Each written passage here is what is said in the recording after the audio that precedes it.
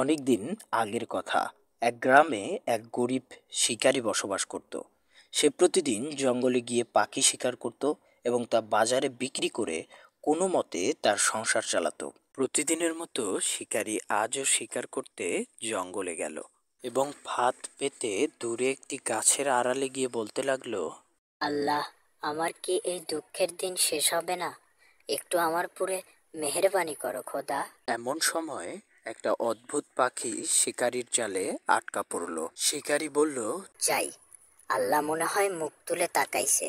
বলে শিকারী জালের কাছে আসতেই পাখিটি বলল, শিকারি ভাই, দয়া করে আমাকে মেরো না, আবার বাজারেও বিক্রি করো না, আর আমাকে তোমার সাথে তোমার বাড়ি নিয়ে চলো।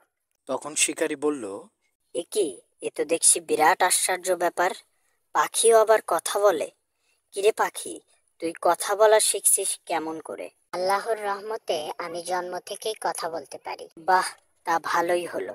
তোকে জমিদারের কাছে বিক্রি করলে অনেক টাকা পাবো। ভুলেও এই কাজ করতে যেও না।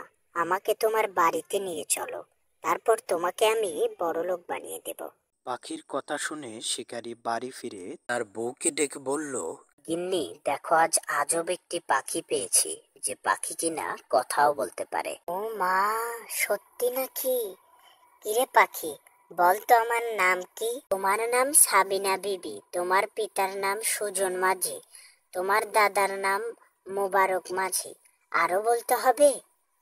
পাখির কথা শুনে শিকারী গিন্নি অবাক হয়ে গেল এবং বলল, এই শোনো, এই পাখিকে আমি বিক্রি করতে দেব না। আমি সারা দিন এই পাখির সাথে গল্প করব। তা হবে না গো শিকারি গিন্নি, আমাকে যেতে হবে। তার আগে আমি তোমাদের একটা ডিম দিয়ে যাচ্ছি। তোমরা সেই ডিম একটা ঘরে রাখবে। দেখবে কাল সকালে ডিম ফুটে একটা গরুর বাছুর হবে। পরের দিন সেই গরুর ছানা বড় হয়ে গাভীতে পরিণত হবে। তারপর তোমরা গরুটিকে খুব যত্ন নিবে। তাহলে গরু প্রতিদিন তোমাদের 2টি করে সোনার মোহর দেবে। ভুলেও অতিরিক্ত মোহরের জন্য গরুর সাথে জবরদস্তি করো না। ঠিক আছে, আমরা তোমার কথা মতোই চলবো। বলে পাখিটি একটা ডিম দিয়ে উড়ে চলে গেল।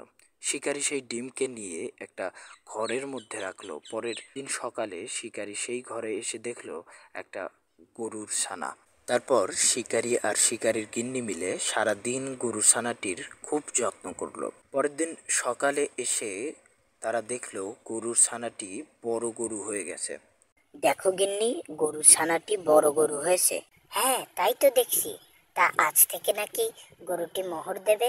হ্যাঁ গিন্নিমা, এই নিন 2টি মোহর। বলে গরু তার মুখ থেকে 2টি সোনার মোহর বের করে দিল। তাই দেখে শিকারীর গিন্নি অবাক হয়ে বলল, দেখ, এইবার আমরা অনেক ধনী হয়ে যাব, আর জমিদারের মতো বড় বাড়ি আর গাড়ি হবে। তা তো হবেই, কিন্তু আমাদের এই গরুর দিকে খেয়াল রাখতে হবে, যেন তার যত্নের ত্রুটি না হয়। তা তো হবেই না। তারপর থেকে গরুটি প্রতিদিন 2টি করে সোনার মোহর দিতে লাগলো। সেই মোহর বিক্রি করে শিকারী অনেক ধনী হয়ে গেল, নতুন বাড়ি বানালো। একদিন দুপুরবেলায় শিকারী বাড়ি না থাকায় শিকারীর গিন্নি গোয়াল ঘরে গেল। কিরে গরু, কেমন আছিস? জি গিন্নিমা, ভালো আছি। আপনি কেমন আছেন? আমি ভালো নেই। কেন গিন্নিমা, কি হয়েছে? কি আর হবে, তুই প্রতিদিন মাত্র 2টি করে মোহর দিস, কেন 200 করে মোহর দিতে পারিস না? না গিন্নিমা, আমি পারি না, কারণ আমার জন্য প্রতিদিন 2টি মোহরই বরাদ্দ।